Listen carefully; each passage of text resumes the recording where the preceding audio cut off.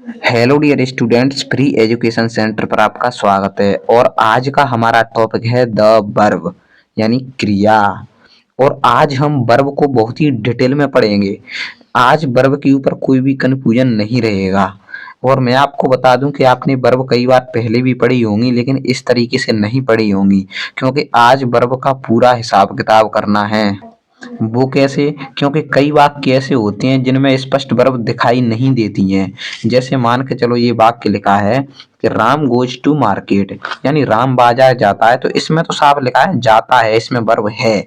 लेकिन नीचे एक वाक्य और लिखा है ही इज डॉक्टर, वह डॉक्टर है। अब आप बोलोगे इसमें तो वर्ब है ही नहीं, लेकिन मैं बता दूं इसमें भी वर्ब है। कैसे? तो आज की इस वीडियो में सारा कंफ्यूजन दूर हो जाएगा। मैं आपको बता दूं दुनिया का ऐसा कोई भी सेंटेंस नहीं है जिसमें वर्ब ना हो।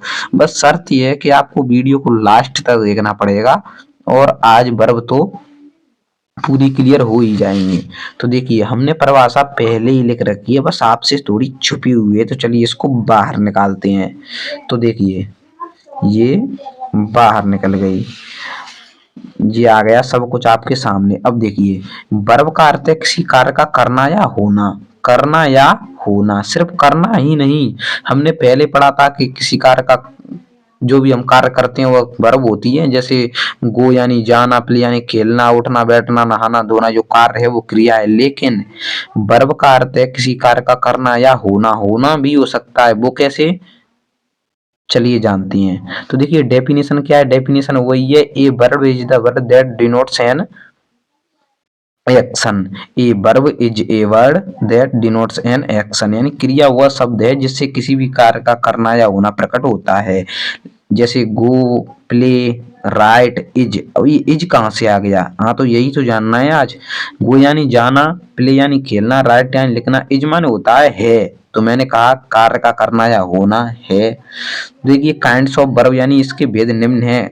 वर्ब के प्रकार कौन कौन से होते हैं? तो कई प्रकार होते हैं, लेकिन हमने पूरे नहीं लिखे हैं, हमने सिर्फ मोस्ट लिखे हैं। अब सबसे पहले उपयोग के आधार पर, तो उपयोग के आधार पर ये दो प्रकार की होती है, प्रिंसिपल वर्ब या मेन वर्ब, और दूसरी है हेल्पिंग वर्ब यानी मुख्य क्रिया और सहायक क्रिया। अब ये मुख्य क्रिया और सहायक क्रिया क्या होती है? तो देखिए मुख्य क्रिया की परिभाषा है, मुख्य क्रिया किसी भी कार्य का करना बताती है। जैसे गो यानी जाना, रीड यानी पढ़ना, प्ले यानी खेलना। तो ये जो भी कार्य होगा ना उसका करना है बताएगी क्या? मुख्य क्रिया यानी मेन वर्ब। उसके बाद है हेल्पिंग वर्ब। अब इसका क्या काम है? तो हेल्पिंग वर्ब सहायक क्रिया मुख्य क्रिया की सहायता करती है। जैसे इज, आर, बाज, बिल, हैव, हैड, वर, ये सब सहायक क्रिया है। अगर आपने टेंस पढ़े हैं तो टेंसों में ये सहायक क्रिया यूज होती है, और ये भी एक क्रिया है। तो देखिए अब है, अब यहाँ पर ये उपयोग के आधार पर हो चुकी हैं दो, मेन वर्ब यानी मुख्य क्रिया और सहायक क्रिया। अब एक और है, इसको भी पढ़ लेते हैं कि कर्म के आधार पर। कर्म क्या होता है? वही ऑब्जेक्ट।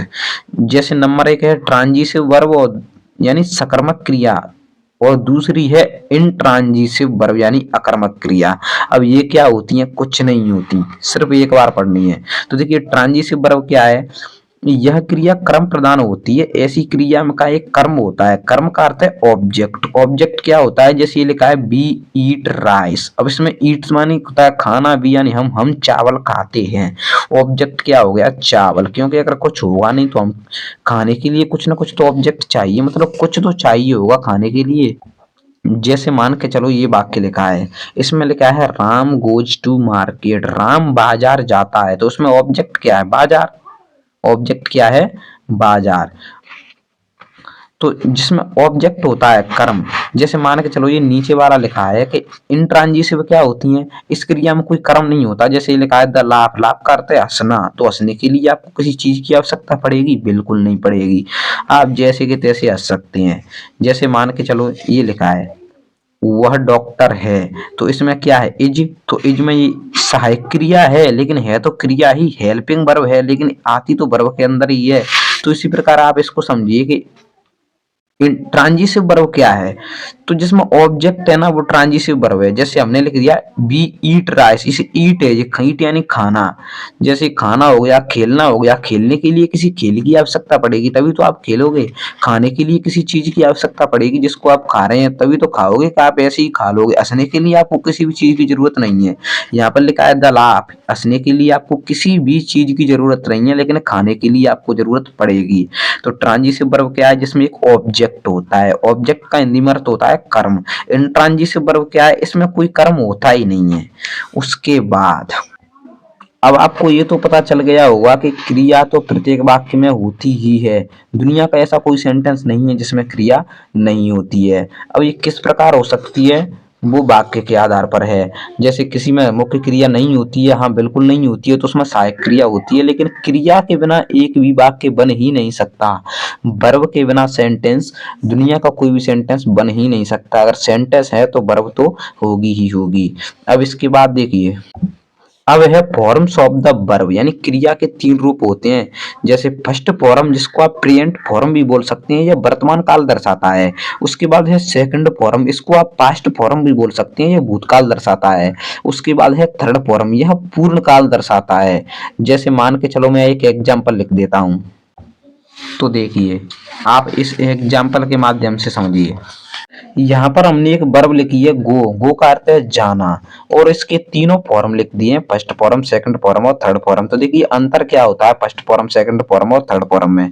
तो गो, गो का अर्थ है जाना, ये हो गई फर्स्ट फॉर्म, इसको आप वर्तमान काल दर्शाता है। इसको आप प्रेजेंट फॉर्म भी बोल सकते हैं, वर्तमान काल दर्शाता है। जैसे हो गया जाना, तो जाना तो वर्तमान काल हो गया। उसके बाद है सेकंड फॉर्म, तो ये फर्स्ट फॉर्म है, ये सेकंड फॉर्म है, ये थर्ड फॉर्म है। ये भूतकाल दर्शाता है। भूतकाल कैसे दर्शाता है? देखिए ये लिखा है बेंट, बेंट मतलब गया, तो मतलब गया भूतकाल। उसके बाद है गोन, गोन यानी जा चुका, यह पूर्ण काल दर्शाता है। मतलब जा चुका, मतलब जा चुका।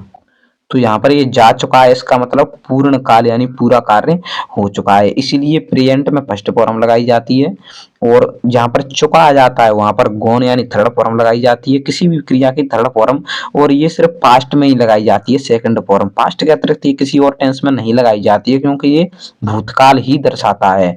अब इसके ऊपर मैंने एक अलग से वीडियो बना रखी है जिसमें वर्ब की फर्स्ट फॉर्म, सेकंड फॉर्म और थर्ड फॉर्म, इसमें लगभग 40-50 वर्ब्स की first form, second form, third form लिख ली हैं, जो ट्रांसलेशन करने के लिए बहुत ही जरूरी होती हैं। और ये मुख्य मुख्य मैंने उसमें छांट कर लिखी है। उसका लिंक आपको नीचे डिस्क्रिप्शन बॉक्स में मिल जाएगा, आप वहां पर जाकर देख सकते हैं। तो मुझे लगता है आज आपका बहुत सारा कंफ्यूजन दूर हो गया होगा, क्योंकि किसी भी चीज को ना डिटेल में पढ़ते हैं तो उसकी सारे जितने भी कंफ्यूजन होता है ना वो सब कुछ दूर हो जाता है।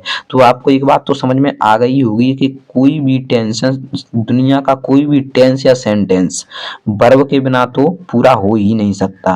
तो मिलते हैं आपको फिर किसी नए टॉपिक के साथ। अगर वीडियो अच्छी लगी हो तो वीडियो को लाइक करके चैनल को सब्सक्राइब जरूर करें। आप चैनल को सब्सक्राइब नहीं करते, वीडियो को देखकर चले जाते हो। तो आपको मिलते हैं फिर किसी नए टॉपिक के साथ। जब तक के लिए जय हिंद, जय भारत।